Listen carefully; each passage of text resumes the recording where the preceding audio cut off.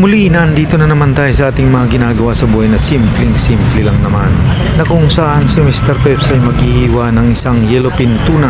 Itong aking ginagawa to ng karamihang nilalang. Ito'y hindi dapat kainggitan.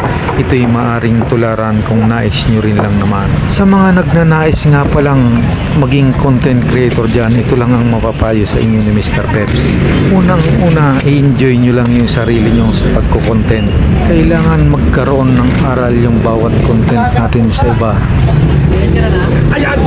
Matitiyak ni Mr. Peps na sariwang-sariwa talaga. Nagpipintis pa yung laman niya. O kaya ang pinakamalaga, mayroon mainis sa atin nga pala para magkaroon tayo ng maraming views nga pala. Kaya sa mga solid kong baser dyan, sana dumami pa kayo ng dumami pa. Parang pork chop. Ito'y wala nang tinik.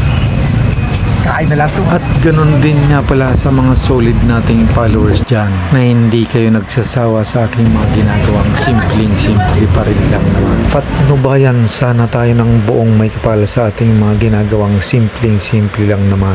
Paano okay, 380 po. Salamat, ingat, babu!